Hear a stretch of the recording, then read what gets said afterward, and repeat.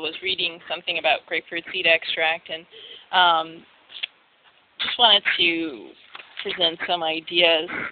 This is talking about how grapefruit seed extract was effective against protozoas, and in one article, and this was in the grapefruit seed extract report.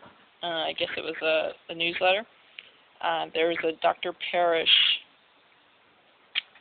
who was an investigator for the Department of Health and Human Services, Public Health Service, Food and Drug Administration, and he was saying how people in the 20th century have gone to areas where they are unable to avoid dangerous foods, and he's saying how immigrants from areas where the protozoa is endemic often find themselves at service jobs where they have direct contact with uncooked foods, such as salads. And additionally, many of them have a language gap, which handicaps them as they may not be able to read signs such as all employees must wash hands before returning to work. Now, I think that may be a factor. Possibly there are cultures that don't wash their hands after they go to the bathroom. However, anybody who has been in entry-level, low-status job, such as food service or farm labor, if anybody remembers when E-coli has struck, whether it was Adwala's food or with the alfalfa sprouts and other things, people who are farm laborers or food service workers are often under a tremendous amount of pressure. They're not allowed frequent bathroom breaks. And have you ever thought about how long it takes to wash your hands? Apparently you're supposed to sing Happy Birthday twice or sing the whole ABC song all the way through and wash your hands that long. And in my experience of food service and working on a farm, that's a lot of time. In a daily grind where time is of the essence, and your manager is breathing down your back, and taking a moment is seen as you being lazy and stealing from your boss. So my perception of when all these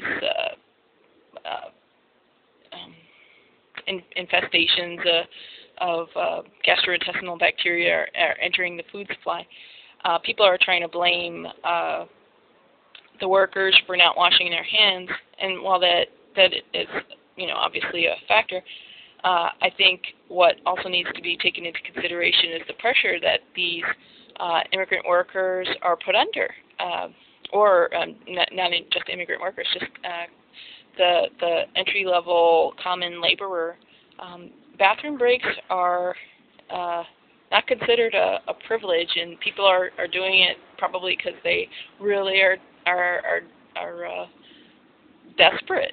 They can't wait until they can go home, and they've got to rush. And also people who are constantly under this kind of stress, where going to the bathroom is kind of not allowed. I worked at a couple places where, or a lot of places actually, where going to the bathroom was seen as some sort of recreational activity, stealing from work or something like that. So if you're not able to tend to your basic bodily function at a job, even though legally we're supposed to be able to, that's not how common work is today. Especially when there's so much competition and people are already underpaid. Workers are just constantly expected to compromise more and more of the humanity, I think. And when people are unable to take care of their basic bodily functions, they're also going to possibly neglect taking care of their health, eating sufficiently, hydrating sufficiently. We're supposed to drink 8 glasses of water a day, if not more. How is an entry-level worker working at Taco Bell supposed to do that? At all the jobs I've been at, you're not supposed to have your your water bottle near where anybody can see it. You're not supposed to have it at the cash register.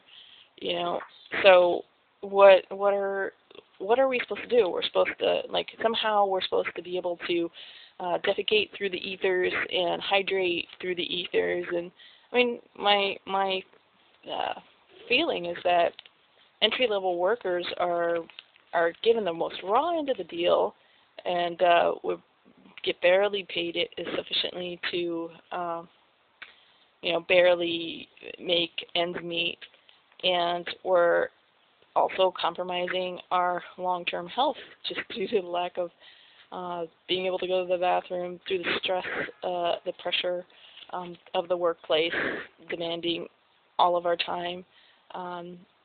And of course people are going to transmit